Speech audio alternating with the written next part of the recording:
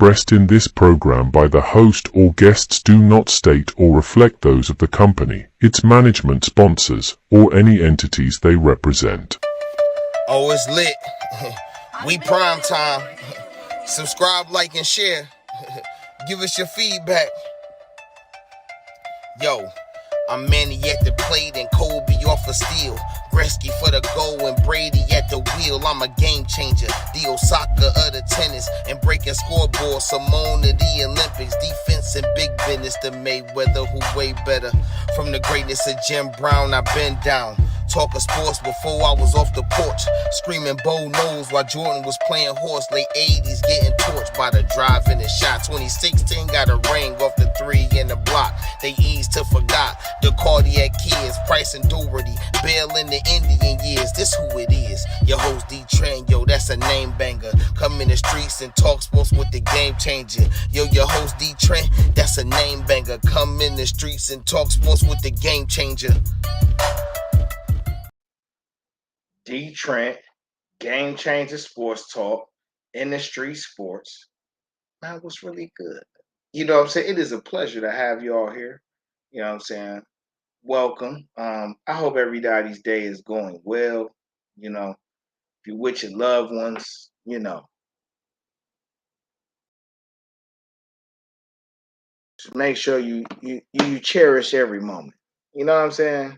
Just make sure you cherish every moment. That's kind of where I'm at with it. It has been a heck of a week of sports. And it's only so many actual sports going down, you know, baseballs and FIBA, you know, other football is in soccer. And we're coming down to, well, football preseason is over. Well, not preseason, off season. NFL off season is over, basically. We've played the Hall of Fame game, which kicks off the preseason game. Again, if you're not aware, there are only 3 preseason games in the NFL now and moving forward. And there's a 2-week gap between the last preseason game and the first game of the season, or at least a 10-day gap, depending on when you play and who plays that Thursday opener. Which, actually, who is the Thursday opener for the NFL? If y'all piling in, it's a pleasure to have y'all. You know, we're streaming on all social media platforms, you know what I'm saying? Twitter, Twitch as well. So, you know, feel free to, you know, come up, you know, speak your piece, all that. Man. We down with all that. Hold on. Let me go to the NFL. Week 1. We start off the season with a duty. Okay, so I mean, I know Browns preseason kickoff, but I'm saying, you know, that 2-week layoff or maybe 10 days, depending on when the preseason, when your team's final preseason game is and their first game. And what we speaking on now is the Bills and Rams, who kick off the NFL season. Now listen,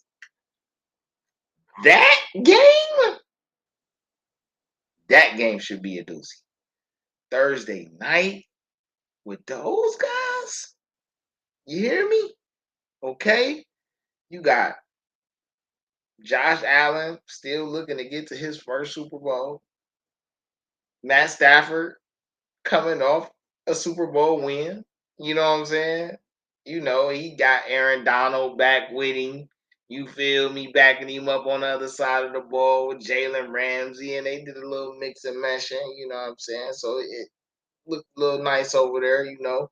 I think Allen Robinson is over there now with Cooper Kupp. And my other guy, Robert Woods, but he went to Tennessee. But however, the Bills do come in here with the, you know, outside with the Rams guy, as I was just saying, the Bills coming in here with the number 1 defense, top 3 quarterback, you know, and he got a couple new shiny toys too. So that is going to be a doozy. That will kick off Thursday, September 8th. Between now and then, though, we talking roster. Football. What's going on? But before I even get to that, before I want to kick the show off for real, with the support for Brittany Griner. It is a crime in itself that she is still in Russia and being treated the way she's treated while she's over there. I'm not in politics. I don't, what I'm saying, I don't have a dog in that race, as they say, or a horse in that race, as they say. However, though, that is a young lady, an athlete, a positive icon, um, who has put in the same type of work in Russia as an athlete as she has in the WNBA in America. And it is just, it is egregious to a large degree how she is being treated, to be sentenced like that and to be left in those type of conditions like that, for something that has nothing to do with her. But as a young male here in America, I can really feel her pain. You're being over punished for something that isn't even that big of a deal to nobody else that looks a different type of way. And so, um, you know, it's a lot of us here who want her home. You know what I'm saying? We don't know her from a can of paint, but from what we see on TV, and that's good enough for us. She an American, and she should be home. And I think our government should be able to do a little more to push the envelope and get her over here. You know what I'm saying? So we support BG here. Um, much prayers out to her, her family, her loved ones, her circle, her teammates. You know what I'm saying? And make sure y'all support the WNBA. While we on that note too. Watch them games, man. Pay attention, man. Know them stats. You know what I'm saying? Visibility is everything. You know what I mean? So, show up. Man, what are y'all? What's this doing? What are we doing? Why are you not showing me the chat? I'm sorry. Anyway, so sticking with basketball, talking about another point. Kevin Durant. Now, wait. Before I leave Brittany Griner, uh, I I gotta say this, okay? This woman has played 9 seasons in the WNBA. She played 8 complete seasons. Her 2020 season was cut short. It might have been the COVID thing. Now that I'm looking at it. So in her 9-year career, where they play an average of 30 games, depending on if you go to the championship or not, she's already put up 5,000 points, 700 plus blocks, 130 steals, um, over 450 assists, almost 2,000 rebounds in total. She's made almost 1,000 field goals out of 1,200 attempts. Like that's free throws. Her made field goals, she's 1,700. You know what I'm saying? She can play 250 games in the WNBA. Almost 8,000 minutes. You know what I'm saying? This girl is a beast. She a dog. You know what I'm saying? She done went to Russia and put in work, man. So that it's a disgrace why she's still there, man. I just, I feel some type of way about that personally. Like, I don't understand why her. A lot of people you could have picked for whatever reason. Why her? You know what I'm saying? Like, what did she do? Like, I ain't feeling that. But I ain't gonna be the dead horse, man. Like I say, man, we got much love for Brittany over here. We support her fully. and we don't want to do nothing but see her come home safe and be able to resume the rest of her career in her young life. And hopefully, you know what I'm saying, this has a positive impact on her. As crazy as that sound, you know what I'm saying, I just hope that it boosted her wisdom and her resolve, and she can hit the ground running, doing whatever other extraordinary things that she gonna do with the rest of her life. You know what I'm saying? But moving over to the male side of basketball and hitting on a topic that's really prominent right now, we gotta talk Kevin Durant. You know what I'm saying? Kevin Durant going on his 15th year in the league. You know what I'm saying? A guy who averages 27, 7, and 4. 4 assists for a career. You know what I'm saying? He's put up almost 25,000 points, shoots 49.5% from the field, 38.3 from three. You know what I'm saying? 6,500 rebounds in his career. You know what I'm saying? 3,800 assists, over 1,000 steals, over 1,000 blocks. You know what I'm saying? Over 2 million minutes in the NBA. All right. This guy is considered the upper echelon of scorers ever. You know what I'm saying? Skill set, mentality. It is Kevin Durant is your ideal basketball star. That's the type of guy that you make on 2K, so that way can't nobody fuck with your my player. You know what I'm saying? 6'11", I did it. 6'11" with the handle. He too big not to be able to get rebounds and deflect shots, or at least bother them and get steals in the lane and play a butter. Listen, it's real. Kevin Durant, early in the offseason, expressed to the Brooklyn Nets front office and organization that he wanted to be traded. This was about a month and a half ago, a month and a half ago, something like that. Just over this past weekend, if I'm not mistaken, and I don't have the exact dates, somewhere over this last like 4 or 5 days, he met with the owner of the Brooklyn Nets. This is Kevin Durant, Mr. Joseph Tsai, or Joe Tsai, something like that. And I don't say that rudely. I don't mean nothing like by that any type of way. But Kevin Durant doubled down on his trade request. And not only did he double down on it, but he drew a line in the sand. Like, listen, if you want me to stay in Brooklyn, bro, then you're gonna have to do something with Marks and Nash. Did you really say that? I can imagine the look on the owner's face when Kevin Durant said, "You got to choose between me and the front office and coaching staff you put together." Now, if you have no insider knowledge whatsoever, I mean none whatsoever, one will automatically think, "Oh, because they didn't give Kyrie a new deal, not Durant won't out."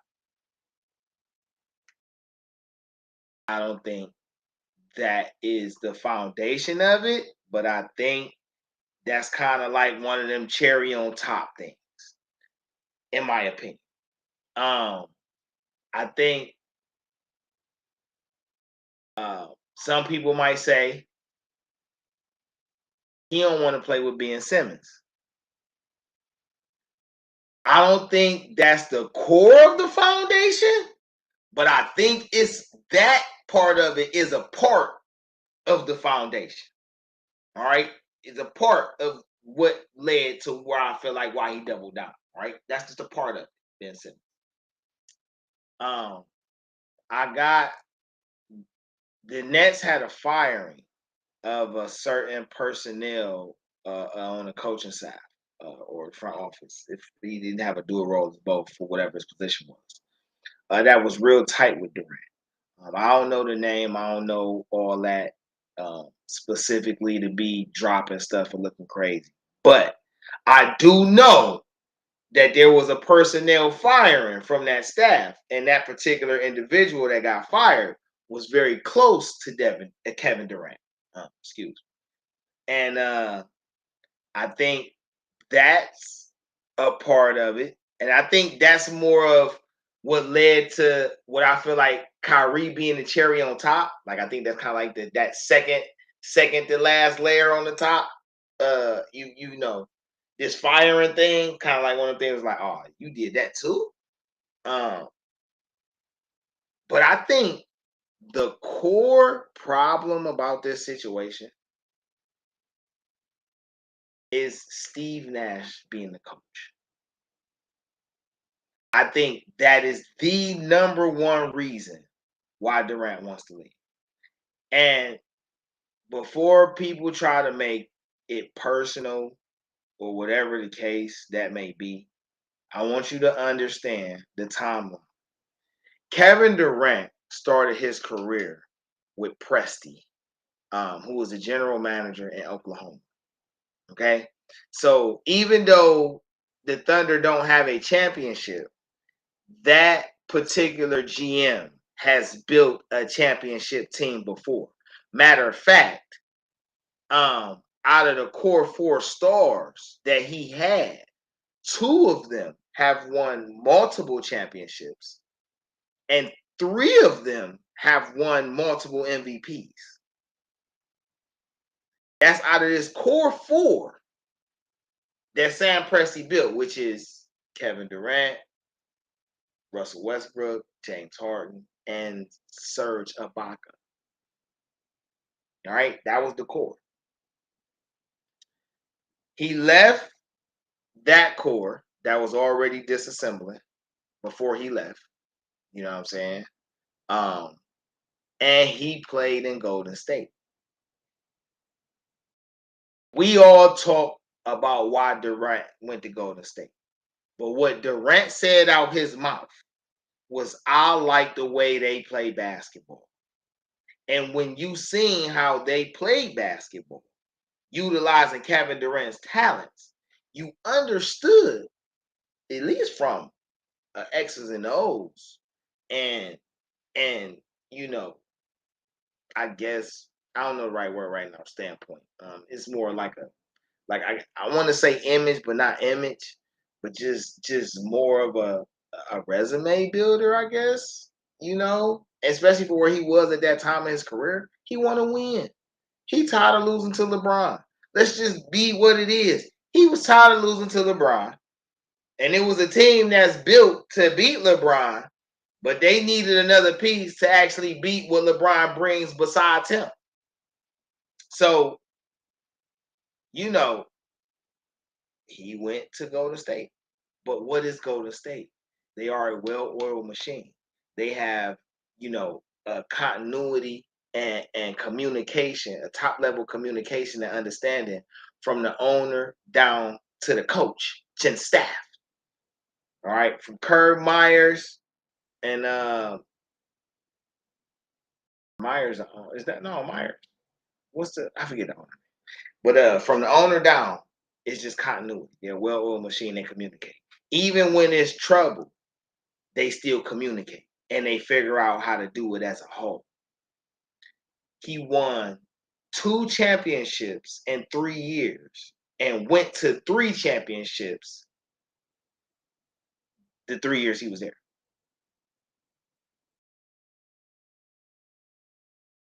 Then he comes to Brooklyn. Why did he get to Brooklyn?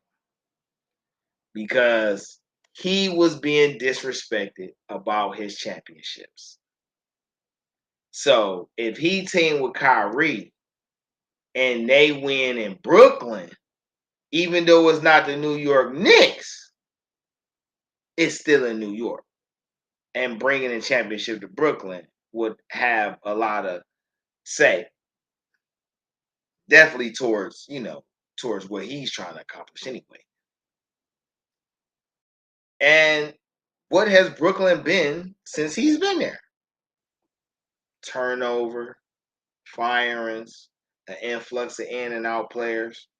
The whole 2 years he been there, whether he played or not, this has been continuous.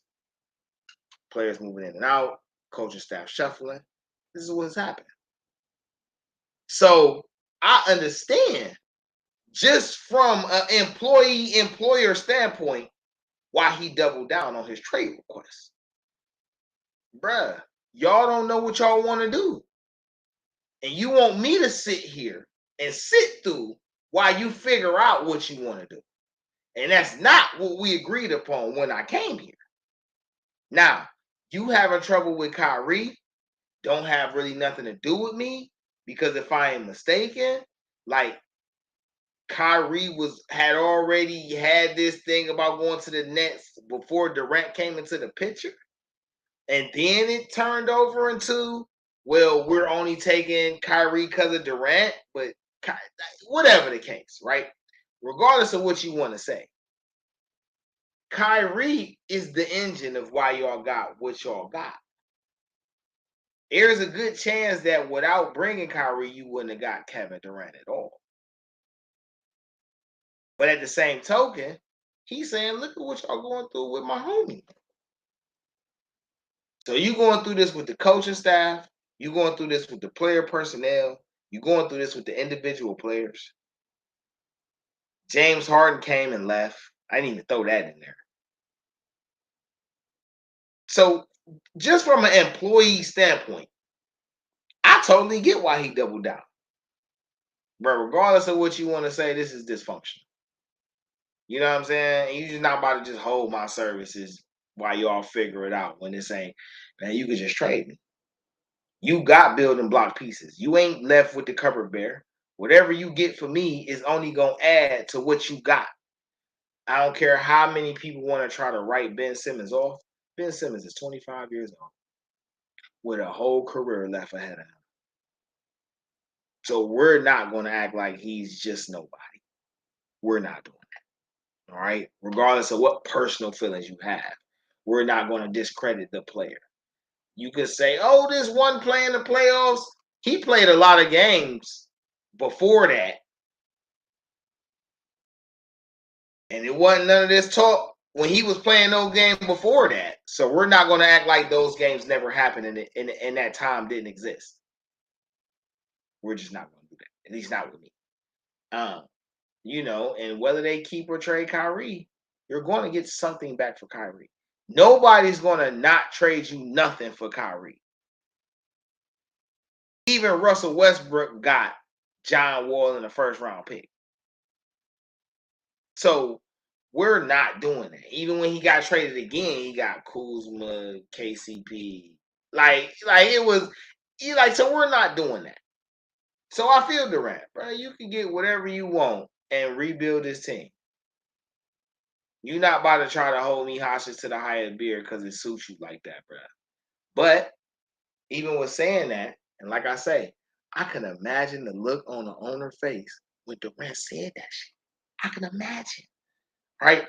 DeeTrynt, GameChanga Sports Talk, and the Street Sports. You feel me? Just we going over NBA right now. You know what I'm saying? Just talk a little bit, get into this Kevin Durant situation. I'll be rambling and shit, but I appreciate y'all being on here with me from whatever platform you joined on it from. You feel me?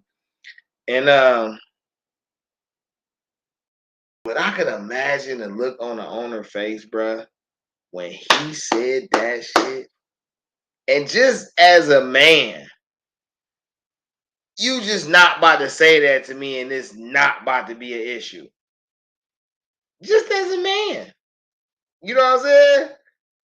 Like, we're not doing that. All right, we're not doing that. Hold on, man. I gotta get my share on, bro. This is funny. So, what he did was he came out and he basically said, "Hey, bro, this is my team. I'm gonna do what I want with it." You know what I'm saying? That's what I took from it. This is my team. I'm gonna do what I want with it, when I want with it, however I feel suitable to want to do with it. You feel me? And he could take that stance. But at the same token, as much as They got the legal leeway, as far as how the contract is structured and what they agreed to and all that. They got the legal leeway.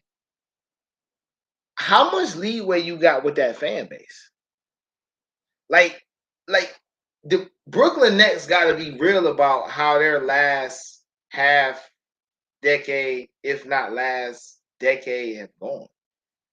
You mortgaged your future to bring in Garnett and Paul Pierce and Darren Williams and all these guys at the end of their careers, and you did nothing. Gave Boston all the ammunition to have what they have right now.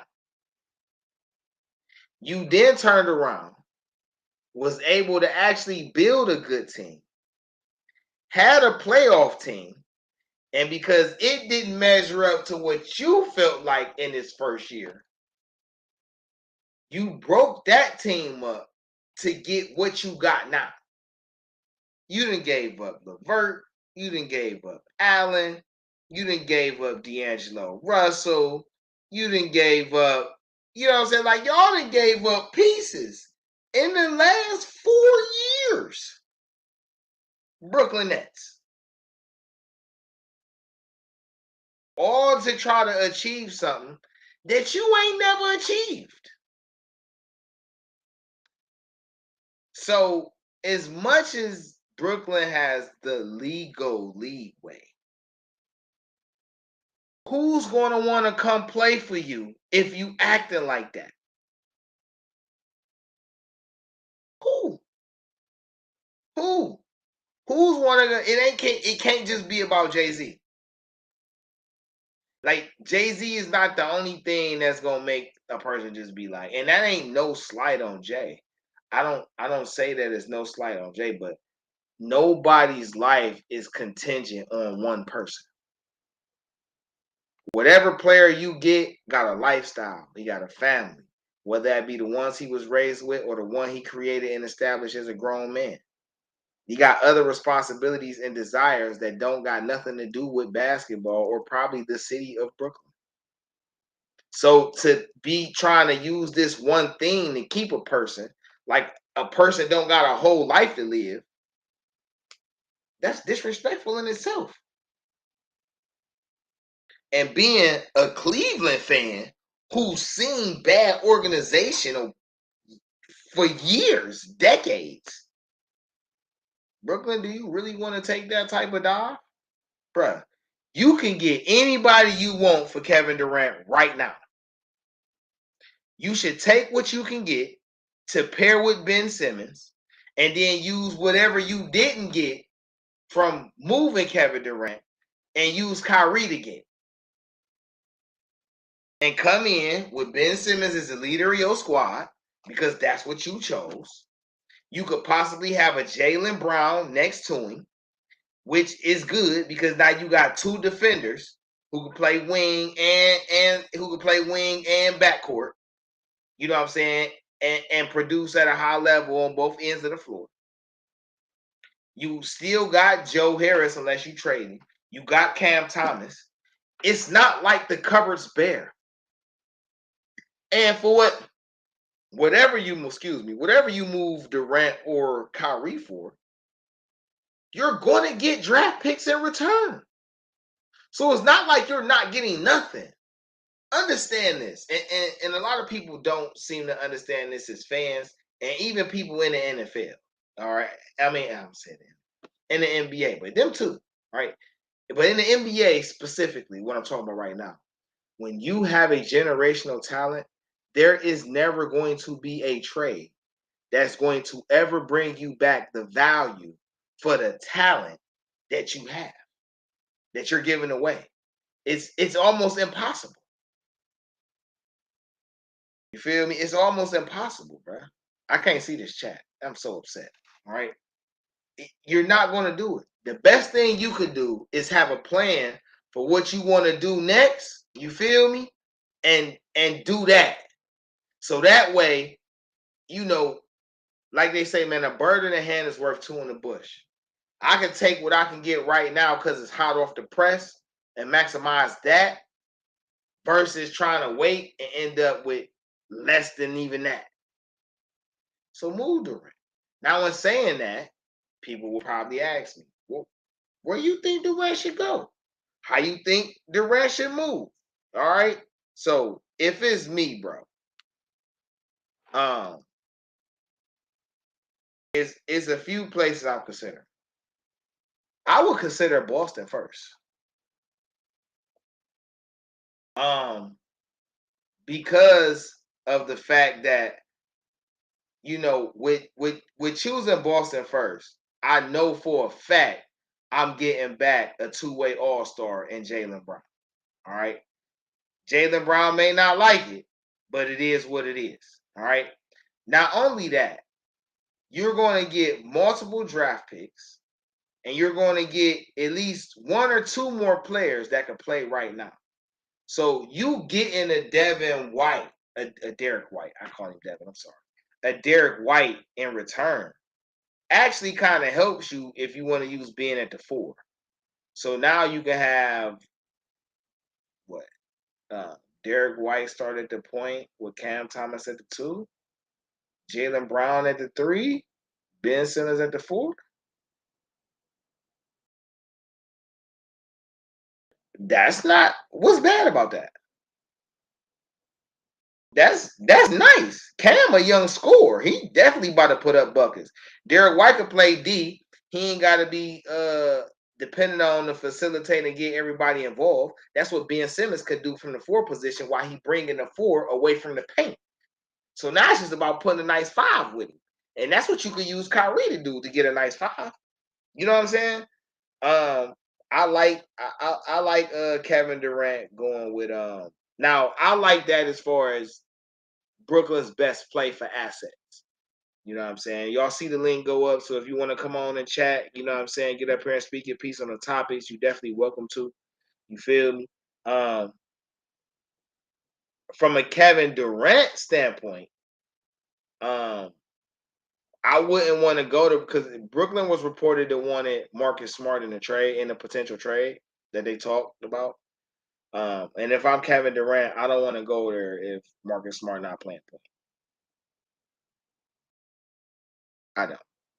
You can't take all the defenders like Derek White, Jaylen Brown, and that's all the defenders. That's all the wing defenders. Now they got Malcolm Brogdon down there, but I like Malcolm Brogdon playing like more of a 2 next to Marcus Smart or Jim. I just like those two starting in the backcourt together. Period. To be honest, because I feel like their games complement each other a lot. They both defenders. You know what I'm saying? But one, is a little more shot hungry, and the other one is a little more methodic. So I think they balance out a lot. And they interchangeable on the defensive end, playing 1 and 2. So that's raw too. But if I'm Durant, hell yeah, I want to go to Miami. Okay. And on the sleeper side, if I'm Durant, I go to Dallas. Bruh, I'll go to Dallas. Could you imagine, before I get to Miami, can you imagine Luka, Durant, and Christian Wood? Bruh, it's over. It's over. Luka, Durant, and because Luka not going to not pass Durant the ball.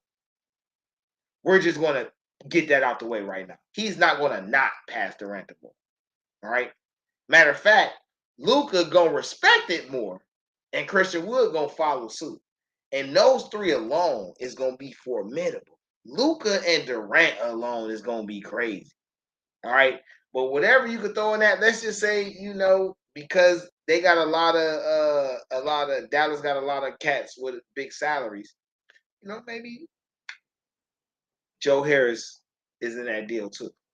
So now you putting Kevin Durant and Joe Harris. That's just an ideal, y'all. I think Dallas is crazy.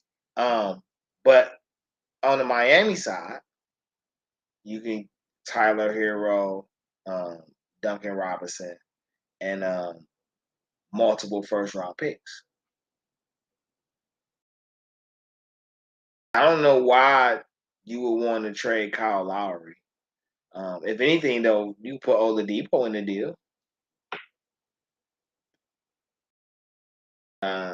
Jokic, the guy you just drafted, he'd be a good guy to throw in the deal. But you probably should keep Lowry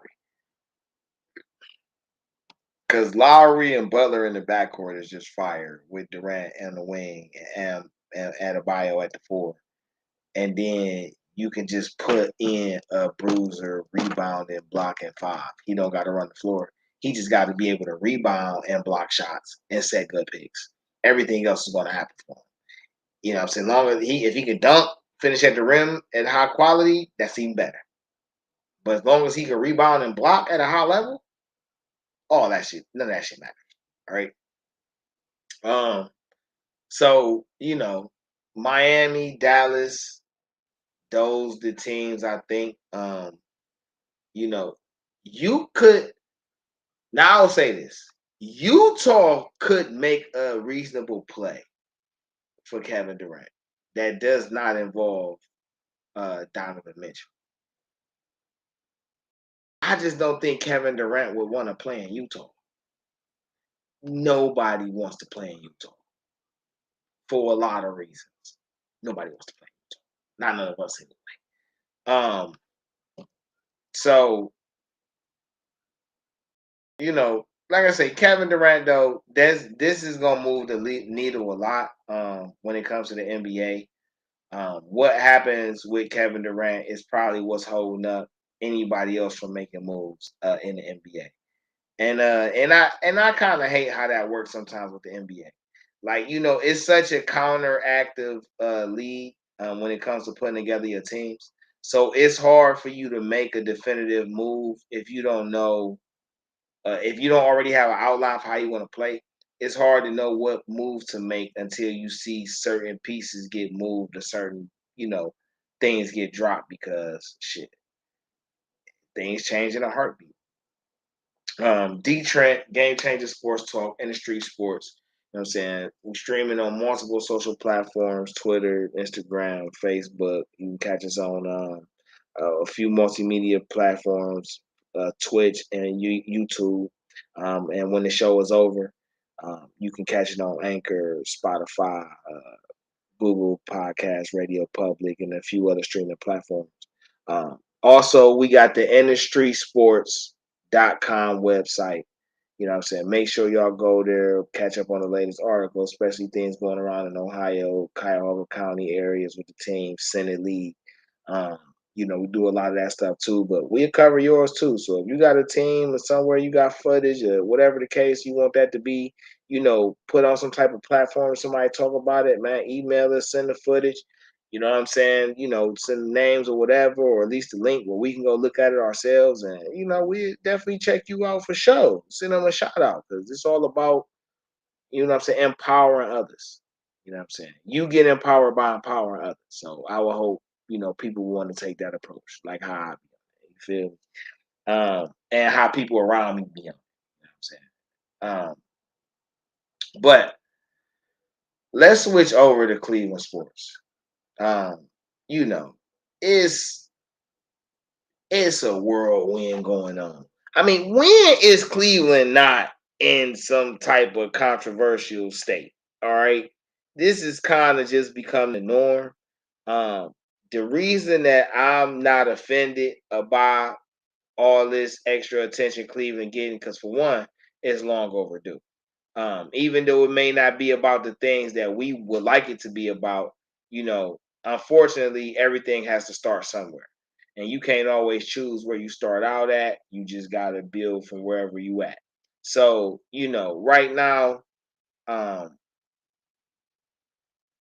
I'm going to start with the Cavs. All right. Because the biggest question surrounding the Cavaliers, I mean, and it's a few questions now. It's a few questions surrounding the Cavaliers, but the biggest one is Colin Sexton. Um, And I'm gonna be dropping um, a few articles about this said subject, just surrounding the Cavs and the Altman rebuild. So make sure y'all definitely subscribe and follow the InDaStreetzSportz.com page. You know what I'm saying? Get the updates and stuff like that. But I want to talk about why Colin isn't getting paid. Why Colin isn't getting paid what he feels and what quite a few of us feel like what he should be getting paid. All right. I had to share on a few social media platforms, so y'all got to excuse me for my diverted attention. I'm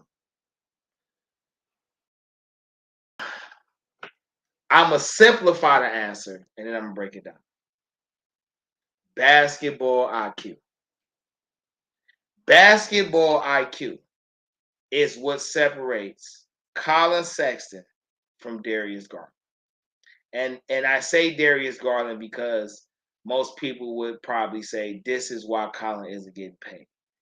Darius Garland is not why Colin isn't getting paid. I felt like that. I looked at it like that, but I am one that can put myself in somebody else's shoes and see it from their perspective.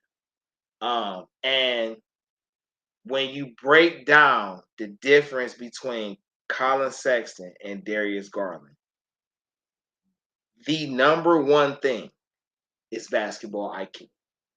Okay. Colin is a unicorn. Though a lot of people don't want to call him that, Colin is a unicorn. Okay. He is Iverson / Westbrook. Does he have the Iverson handle? No, he don't. But does he have the drive to go hard from tip off to last buzzer like Iverson and like Westbrook? Yes. Is he a controlled athlete at that speed? Yes. The problem is his decision making. I've said this, and people look at me crazy. Colin could literally lead the league in scoring. He is that good of a scorer and a finisher with either hand that he could lead the league in scoring. That is possible.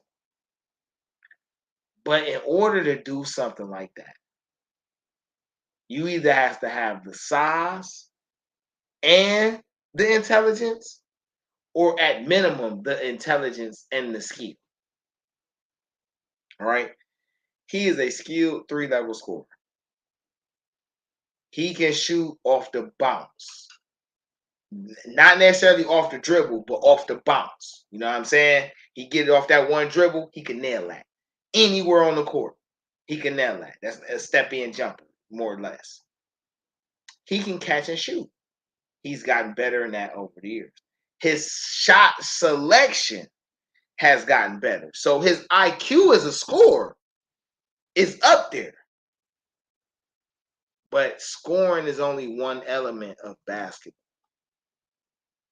So when it comes to being a help team defender, when it comes to being a guy who could use his scoring to create for others, this is where Colin falls off. And it has nothing to do with his inability to do it. It's his basketball IQ at this point in his career. Colin Sexton as a scoring talent is worth $20 million a year. Colin Sexton as an overall basketball player is probably worth more like 15, 13. As fucked up as that is, we just got to go with the facts. Colin can definitely get you 20 a game. He can get you 4 assists. He might can get you 8 assists. But that's Colin scoring. And then once he gets hindered by scoring, then he's using it to get other players involved. Right? So that means you can react good, but can you see the play before it happens? Where if we go to Darius Garland has a very nice handle. He has a jumper that can stretch. He could finish, at the rim per se. He got a nice floater game, and he can definitely finish layups with either hand. All right. He isn't, I wouldn't say he's the 3-level scorer that Colin Sexton is. But what he does do is he can use his jumper and his dribbles to get everybody else clicking on offense or on the team, period. He also has learned, and what we seen last year, excuse me, that he's a solid help defender.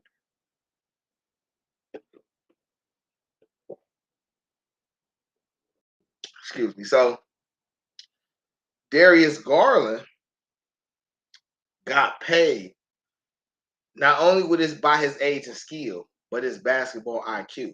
Because you know that his IQ high, he knows what he needs to work on going into the off season. He knows what he's going to have to prepare for, have some idea of what he's going to have to adjust to coming back that next season. But my boy Colin, you know what I'm saying? I ain't say I don't know if he don't know, but in my mind and how I look at it, Colin could use a couple years coming off the Cavs bench just to help boost the rest of his game. And I know that shit sound crazy to a lot of people. I know, but I'm like, what the fuck is he talking? Listen, let me tell you, okay? Colin, with his scoring ability, should be able to get 9 or 10 assists a game. Off his scoring ability alone, he should be able to do that. But Colin is missing one key thing to me. Outside of just his overall basketball IQ when it comes to getting the team involved, Colin has to have a better dribble. Colin has a scoring dribble, right? That means he can put moves on you to get him open and get him a shot. He can get moves to get him past you to get him a play. Even if that play leads to him passing to somebody. But he does it for him. So I don't think Colin is a selfish player or nothing like that, a ball hog or nothing like that. But I do understand that when he was drafted, he had only been playing basketball a couple years versus a lot of these guys who've been playing AAU ball and little league ball, you know, on an organized level, being broke down, how positions go. You know, even though they don't get into the league till they 18, 19 years old, they've been doing this 6, 7 years before that. I'll even just go to Luka Doncic, who played in a grown man's league as a child. So he had, by the time he got to the NBA as an 18-year-old, you know what I'm saying, he had already been playing professionally 4 or 5 years. So for Colin, it's just different because he only really been playing organized ball like 4 or 5 years. You know what I'm saying? So to the other guys that's been in the league 4 or 5 years with him, they've been playing organized ball twice as long as he has. And that ain't, like I say, that's not a knock on Colin, but I just, for me too, like for me personally, I had to figure out, like, damn, why Colin not getting paid? Like, what's the difference between him and Darius Garland and his basketball IQ? That's bottom line. It's basketball IQ. Can you use your talent to better your team? Not just you, your team, in whichever way possible, which makes Jordan a great. Because even though Jordan was a killer as a scorer, Jordan could make his team better. Whether he played defense and got the ball out in transition, you know what I'm saying, or he played, knocked it away enough for him to get in transition, or he played help defense, or he played the passer. I mean, Jordan averaged like 11 assists in a final series before. He averaged like 10 assists in a season before. So it's not like Jordan couldn't pass. You know what I'm saying? Like, it's just you got to be able to use your skill to better the team. It's something that people knock LeBron for all the time. LeBron used his total skill to better the whole team and not just stat stuff. You know what I'm saying? That's what we need to see Colin do. And if Colin can do that, then Colin's a 35 million a year dollar player. Bottom line, he's a maybe even a 40 because he could actually come to the hole and dunk him. on top of break you down off the dribble, get a shot, and adding playmaking, he can dunk on you. That's definitely worth $40 million a year. Curry a shooter, he getting 50. So when you add that extra element to it, and that's that's it for Colin. Now Isaac Okoro is another guy, and people ask, how should Okoro be used? What is his ceiling? All right, I'm sticking by my thoughts. Isaac Okoro's top ceiling is Kawhi Leonard, and I'm going to stand by that until I'm proven wrong. His top potential talent, and I'm saying top potential is Kawhi Leonard if he put in the work. That's my opinion. All right. A tier under that, he could be Draymond Green. And he could be a better scoring Draymond Green. Now, as a scorer, no. Let me not say that. Let me just say that. He can be a Draymond Green. I think he can do that. I think worst case scenario, he could be a Bruce Brown. But I think the guy that he should more so emulate is Sean Marion, the Matrix. I think that player profile fits him more than all the others. Is the Matrix. A guy who could use his strength and his athleticism to play in the paint, rebound, block, steal, and can still play on the perimeter. A guy who could finish in transition at a high level. You know what I'm saying? A guy who could shoot free throws. A guy who could at least hit open corner threes. All right. Now, to me, if he does that, the step that's keeping him from a Matrix, Draymond Greenish to a Kawhi Leonard, is his handle.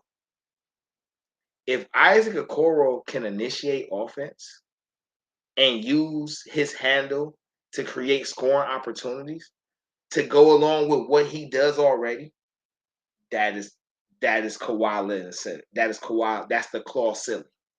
He could be a lockdown defender on one end and be a deceptively great all-around player on the offensive end.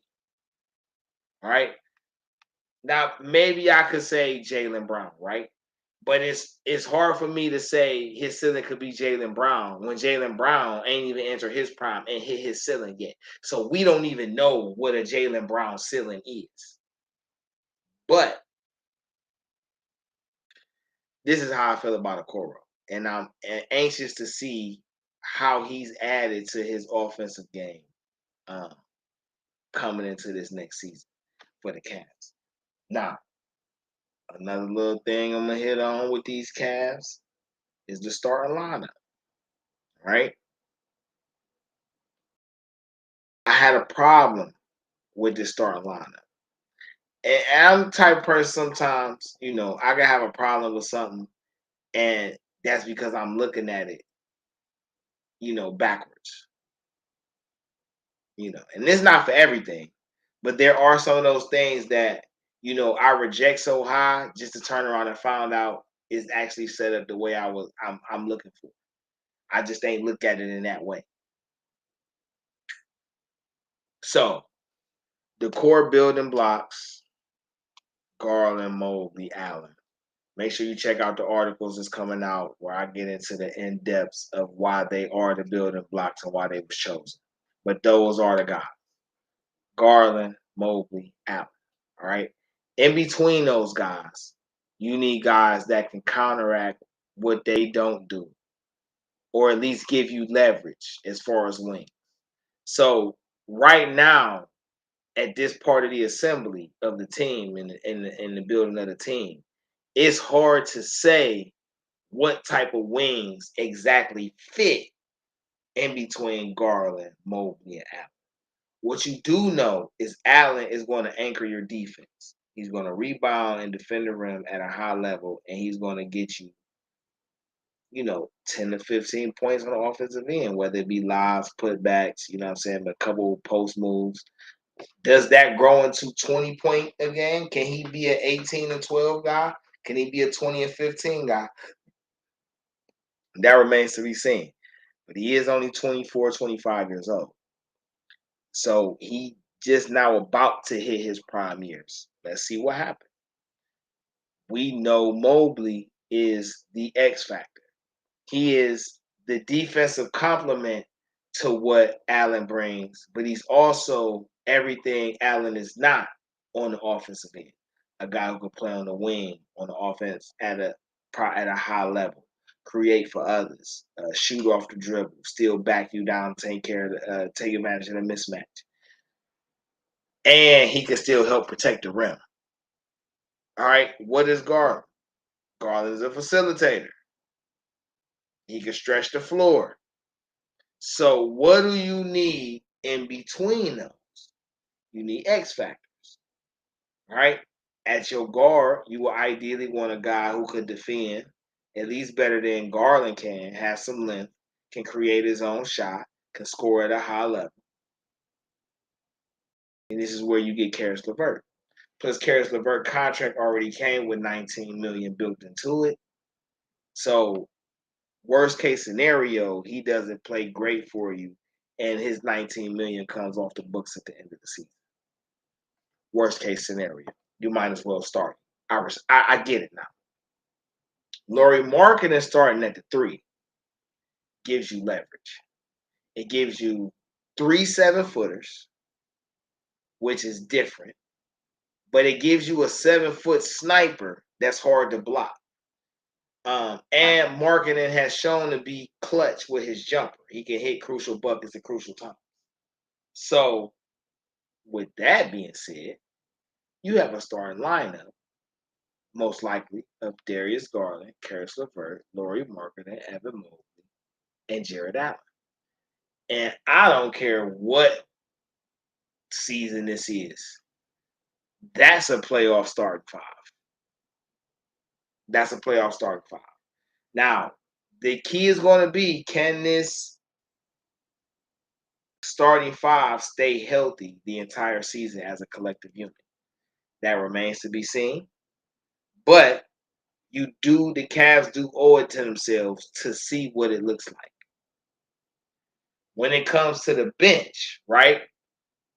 Now, over the years, I feel like me and Kobe got a lot of the similar thinking.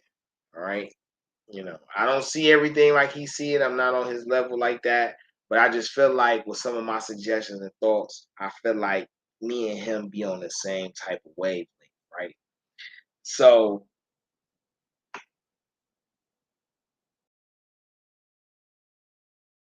I usually see a 6-man as an extended starter, right? Because on any given night, my 6-man could play 30 minutes a game. That's how I see a true 6-man. He's an extended starter.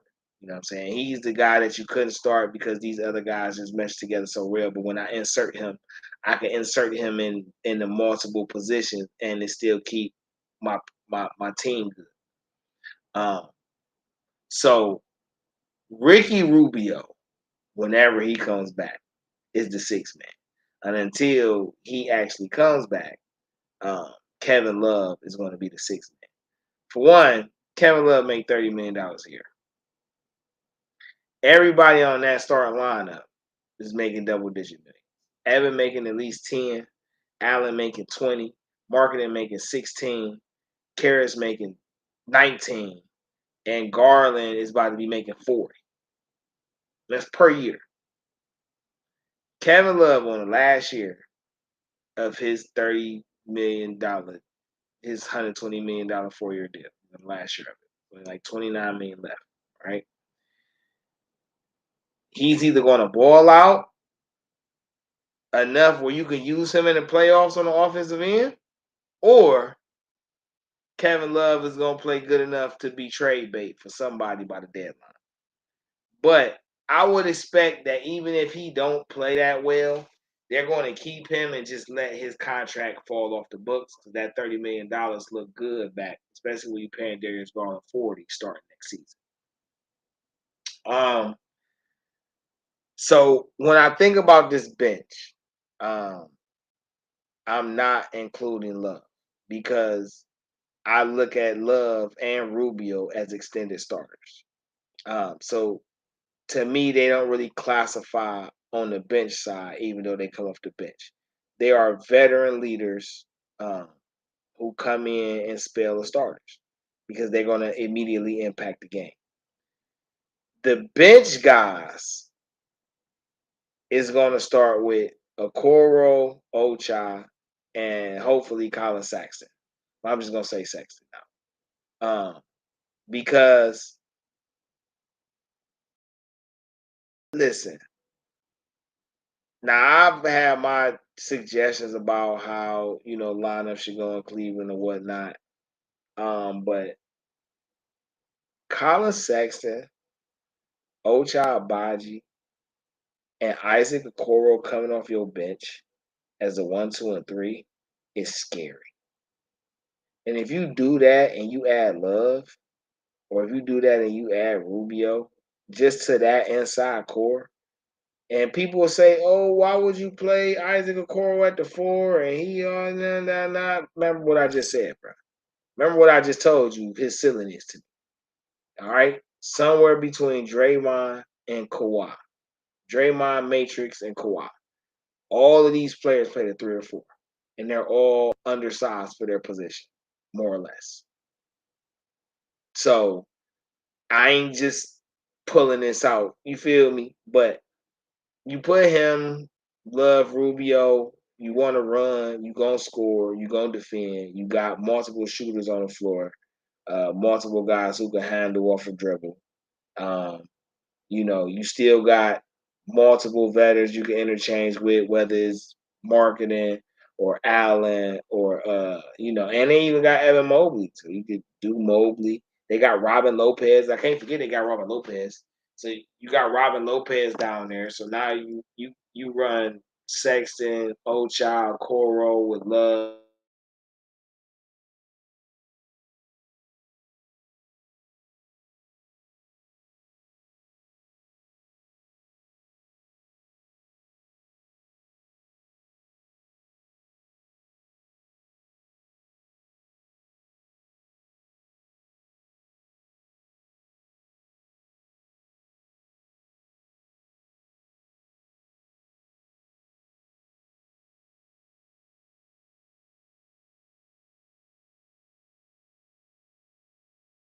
Sean String, what we doing? Okay. I ain't know what happened. All right, cool. But as I was saying about this bench unit, Sexton, Okoro, Ochai, you know what I'm saying? You can throw Robin Lopez on there with Love, or even if it's marketing, however you want to do it, even if it's Mobley. You know what I'm saying? Let's just say they do it like I'm talking, right? And Ricky Rubio and Kevin Love really only come in to spell the starters. You know what I'm saying? So they could just get used to that because that vet, like I said, they gonna come in and have immediate impact.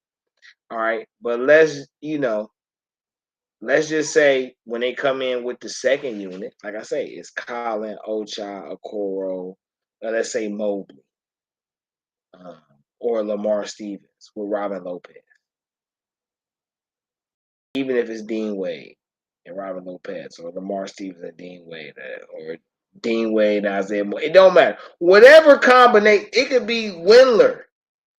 Whatever combination, but the Cavs got a loaded bench. Right? And this is the year that we get to see what JB gonna do as a coach. I'm gonna beat this till the cows come home. All right.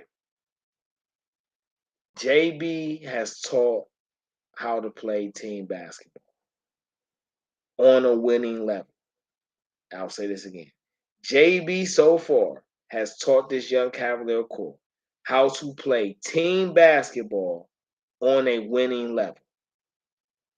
He's done that. What he needs to be able to do now is teach winning basketball on a championship level. This is the hurdle he must climb.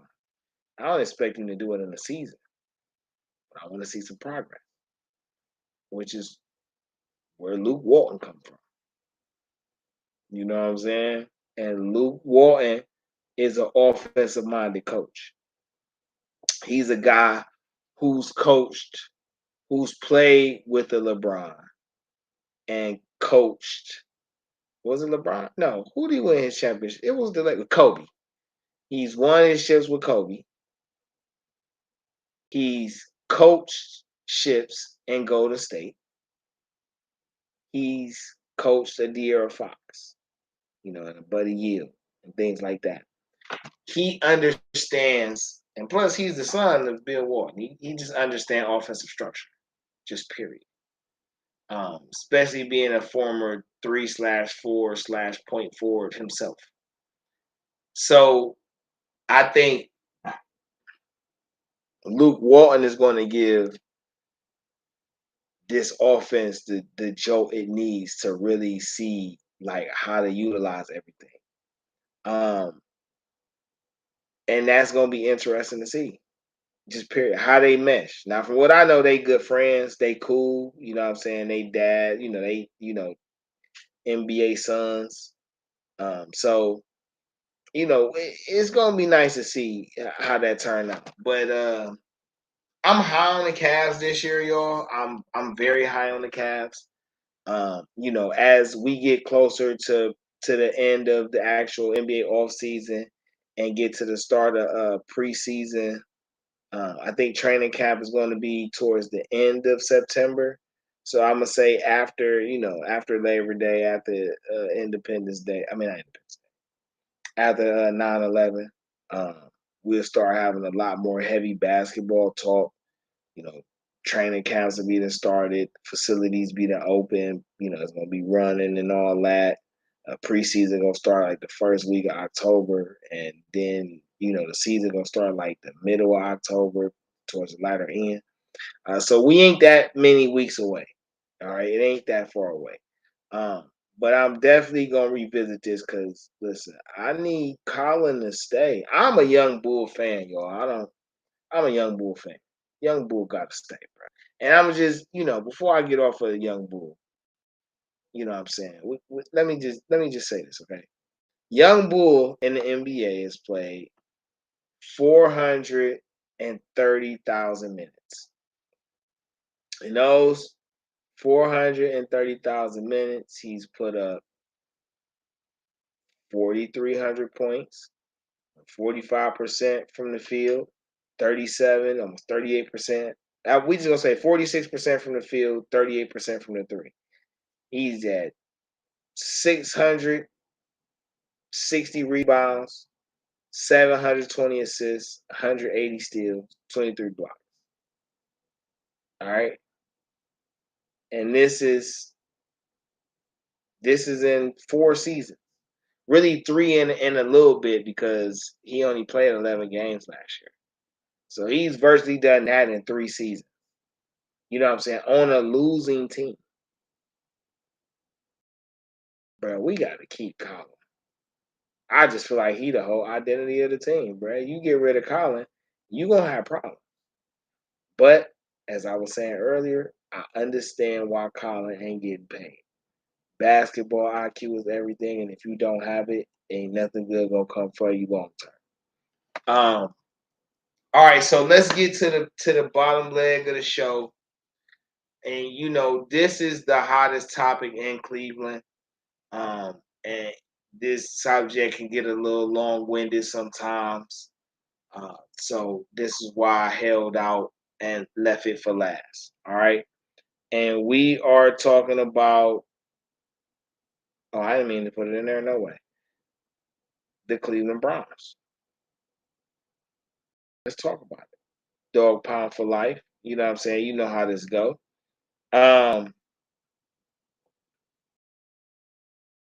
Just when we thought it was safe to walk down the street and live in color, you can do it. I say that to say, man, we thought, some of us assumed, and maybe it was just a minor few of us, assuming that this Deshaun Watson situation is just going to be over. Okay. As a Cleveland fan, when we first initially got him, even though we felt like a year was outrageous, it was fine. If you're going to suspend him for a year for 16 games, even though you already suspended him for 16 games, it's another conversation. It is what it is because y'all the NFL and y'all only going to do what y'all want to do anyway. It's not like y'all operate, in good faith. The NFL has never operated in good faith. That's why you have a CBA. Anyway, though. So, the NFL, Sue Robinson, Sue Robinson comes down with her 6 games. In what she said, she said that she felt like, he had behavior that misrepresented the league according to NFL guidelines. And I pay attention to an entire sentence from beginning to end. Okay. So according to NFL guidelines, wasn't just a caveat. It was kind of like the point. Hey, to what y'all say, yeah, this is what this seems like. For how y'all worded here in y'all guideline rule book. To actual law, this shit don't hold up. All right? People leave out that part when they talk about it. Oh, they said that's to the NFL's conduct keep violated, but the NFL's explanation of things are very vague and it's open to interpretation. So there is no solid foundation for you to actually move off of. They don't have a president that they have to live up to or stand on per se because they leave it open. All right, but the law is definitive. And you have to hit certain benchmarks to be classified something. And the NFL is just about public perception, which she alluded to. The NFL cannot be prosecuting people per se based on public perception. They have to actually stand for something ethically. All right, and not just social, basically, right? But the NFL appealed anyway. F. Sue Robinson and what she thought. We don't think it was up to our level of standard. So we're going to move her aside and we're going to pick up this young homie that's kicking our butt right now. Excuse me, I'm sorry if that seemed a little straightforward and a little rude, but it's the honest truth. That's going to do whatever I tell him to do. So Deshaun Watson could get the year. Now, if I'm Deshaun Watson, all right, if it's me, and Deshaun, you ain't got to listen to me, bro. You don't know me. You know what I'm saying? You may not think I got your best interest at heart. If I'm Deshaun, bro, just give them the $10 million back you made last year and make them count that as a year suspension. That's it. Give them the $10 million. Give it to them. Bro, you got $230 guaranteed on top of the $40 million, $50 million you made before that. That ain't even including the endorsements that you made money off of before they got halted. Take the $10 million and tell them to keep it at 6 games. Keep it at 6 games this year. I give you the money for last year. That's 22 fucking games. It's actually 23 games because it was a 17-game season last. It's 23 fucking games. Take it. If I'm Deshaun, and if I'm Deshaun's representatives, and the NFL wants to negotiate a settlement, my settlement requires is it stays at 6 games. You get the money back for last year. That treatment shit, you can blow that shit out the water. But having to only get masseuses for NFL authorized masseuses for the rest of my playing career, I think that's a little extra too. And you know why I think that's a little extra? And I may step on a few toes with this. A prosecutor from the case in one of those cities and situations specifically said that they didn't want to bring up all the capable charges up on Deshaun Watson because then they would have had to bring up charges on majority of the women. I don't know if y'all understand that. Like, I understand that. But to me, that's not honest. You're not telling the whole truth if you're not holding everybody accountable for their part in the situation. You know what I'm saying? Me, I say it like this, man. When you do something professional, you go about it in a professional nature. Even if you use certain outlets to help gain visibility or clientele, there is still a certain way you're going to conduct yourself and the business that you do with said individuals. There's a certain way. So when you, as the accuser and as the so-called victim, asks for money and a non-disclosure agreement to your settlement, when you're the accuser and victim, when has a victim or accuser ever asked for a non-disclosure agreement? Some people say, oh, because they don't want to know how much money they got in the settlement. You know how much money Deshaun Watson got on his contract? Oh, that's public. Well, court documents are public record too. That's why you have to have a non-disclosure agreement so they can be sealed from public records. So I don't want to hear that. Why can't we know what they settled for? Why can't we know why they settled? We know why Deshaun was accused. He got his face and shit slandered all this time. Why we can't know? All right, but I can digress because we understand what it is. But I think, like I say,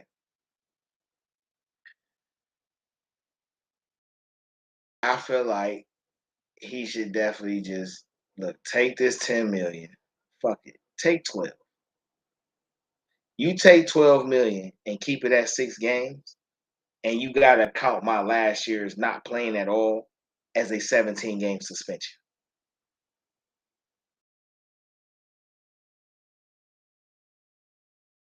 It's a win-win. How do you not win? It's a win-win. Because all this is a money grab. This is it. Not only is it a money grab, we're going to talk about the back half of this.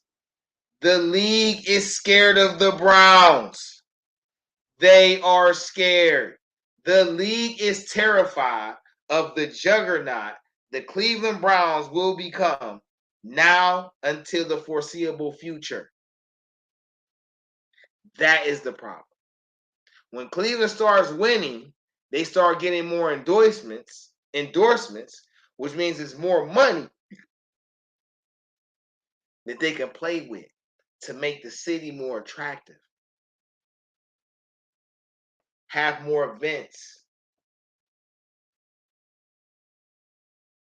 If you ain't never lived in Cleveland, if you don't know about Cleveland and you don't know, even though they call it a mistake on the lake, they still call it the best location in the nation.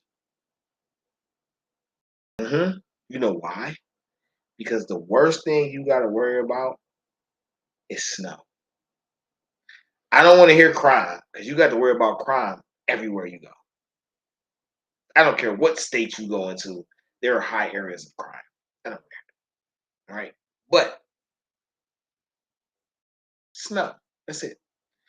No hurricanes, no tornadoes, no earthquakes, no monsoons. It rains, but everything falls into the river or the Great Lake.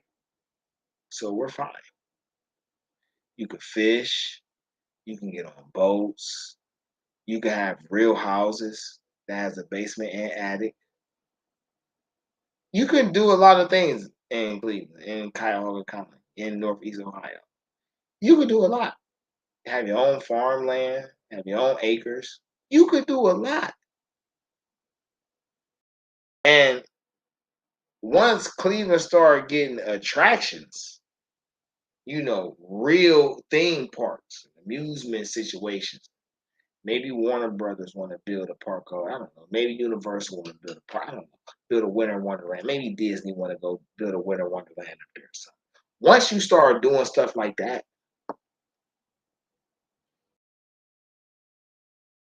hey man, it's ugly.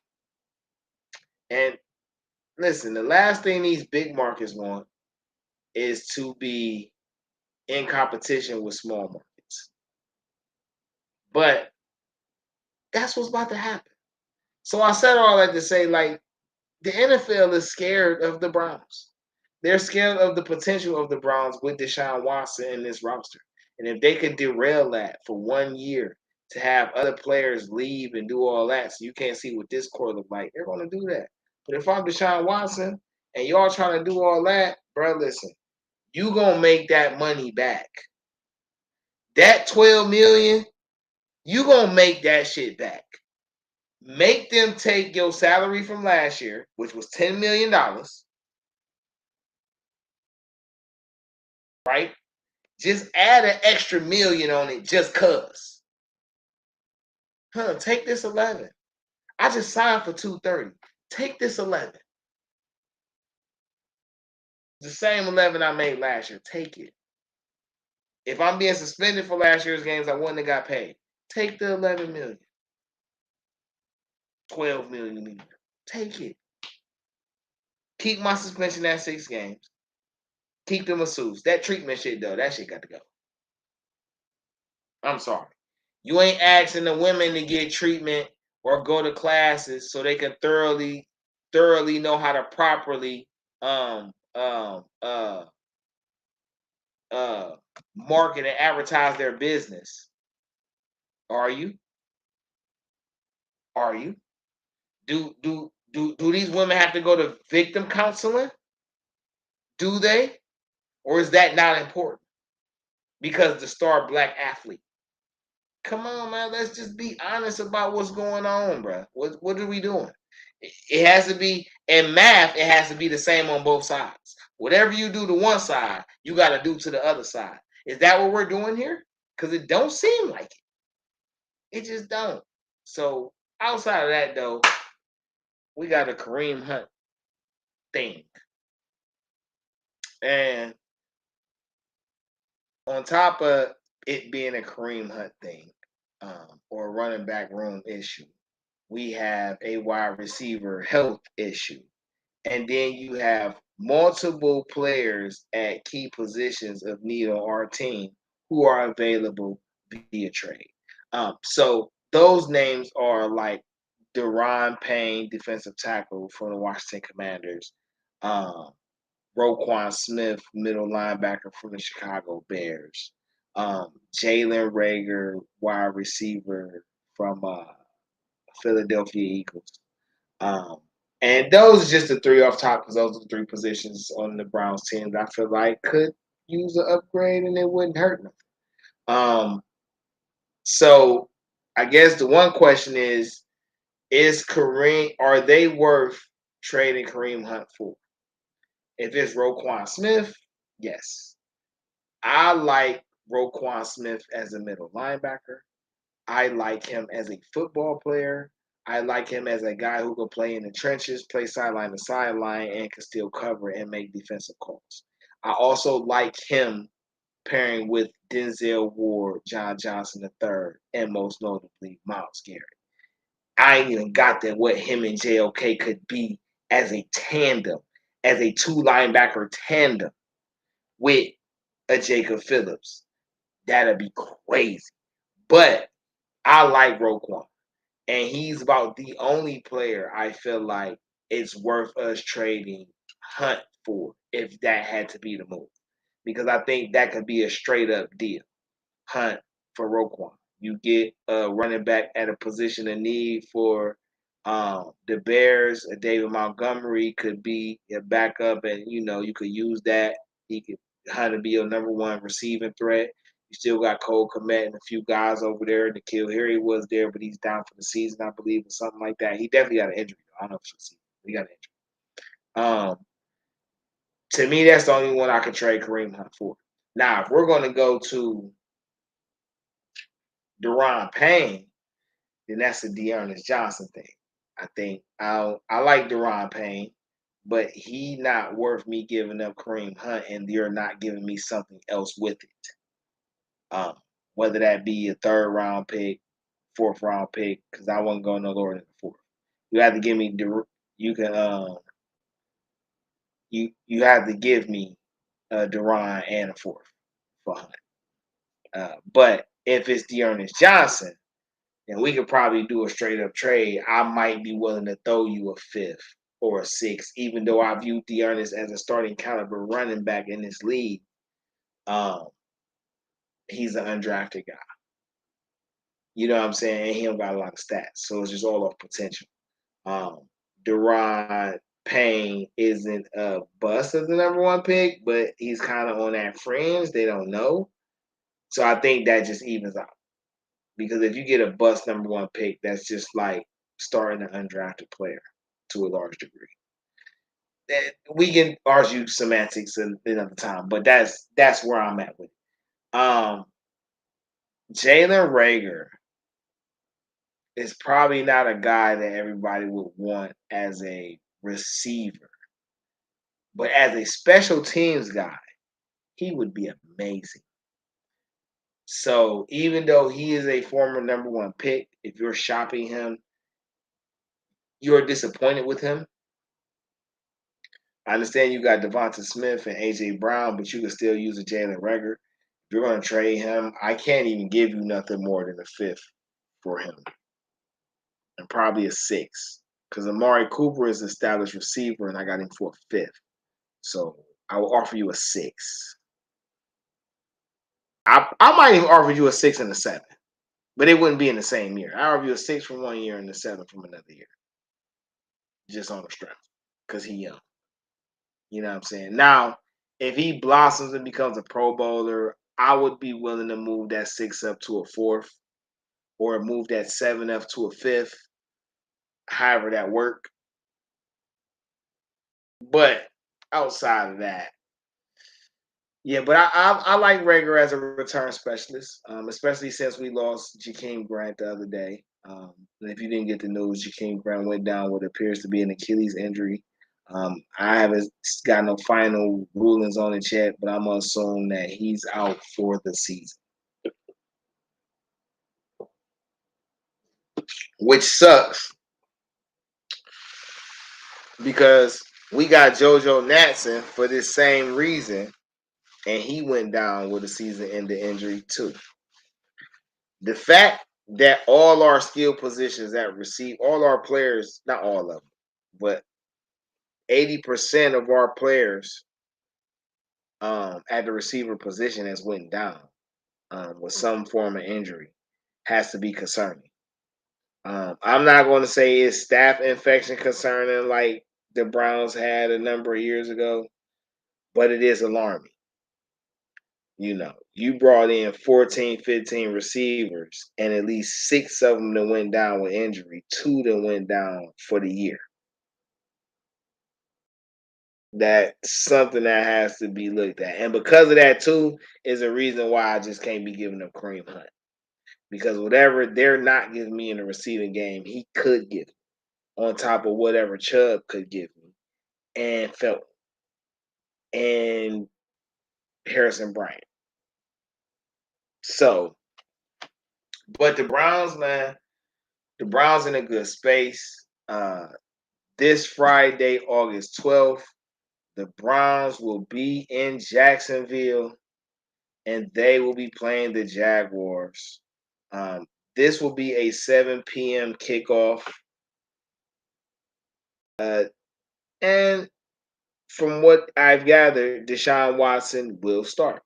Now, how many series he'll play, knowing that he's already suspended for the first 6 games, and he ain't played in a year, I'll be willing to let Deshaun Watson play for like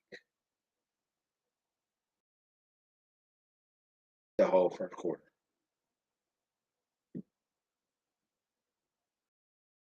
Just to see what tape with him look like. I'd be willing to let him play the whole first quarter.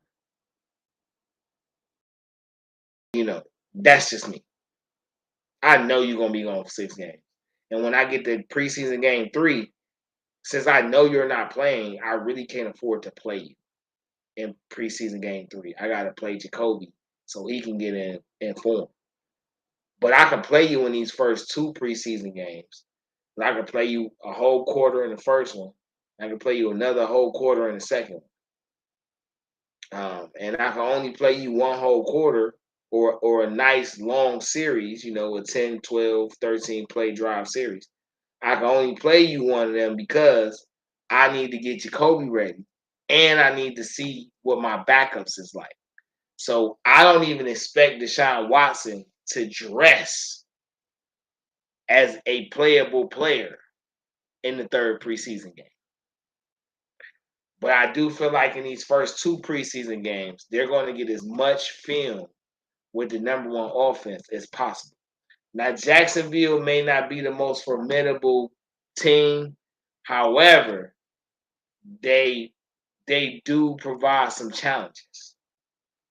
So, this a warm-up game for the offense. But then in week 2, the Browns will play the Philadelphia Eagles. That's a Saturday game. Is it a Sunday game? It's a Sunday game, 1:00 Sunday game. At First Energy Stadium. It'll be Deshaun's first and only home game until let me see. Let me not speak too fast. Yeah. It'll be his first and only home game as a player. Yeah. But even in game 2 though, I'll be willing to play Deshaun the whole half in front of the hometown fans. Because preseason game 3 is really for Jacoby Brissett and Josh Rosen and Josh Dobbs. Because you need to know who's going to be your backup when just in case of Jacoby. You know what I'm saying? Stranger things that happen in Cleveland. I'm not on wood, you feel me? Stranger things that happen in Cleveland, but I'm just saying, like, you don't know. You know what I'm saying? So I'm looking forward to this. Jacksonville has a nice young team. Trevor Lawrence is playing in his first preseason game this season because he didn't play in the Hall of Fame game. Him and Travis Etienne with Christian Kirk, Zay Jones, Evan Ingram. It's real. It's real. But definitely get your popcorn ready. Be ready for that. But look, y'all, it's been a pleasure rocking. I am DeeTrynt. This is GameChanga Sports Talk on InDaStreetzSportz. Make sure you like, subscribe, share, and follow for all those that tuned in and came in throughout. It was a pleasure to have you. Please subscribe to the YouTube channel. Follow us on Spotify and Anchor as well. And like I say, man, feel free to inbox us. Hit us up on any social platform. You can follow us. You got topics or feedbacks or ideas or whatever the case, man. Hit us up, man. Let us know how you feeling, what you want to do. It's always go Browns, go Cavs, go Guardians, O State Buckeye for life. You feel me? But it was a pleasure, y'all. DeeTrynt, GameChanga Sports Talks, InDaStreetzSportz. We're going to holler at y'all later. One.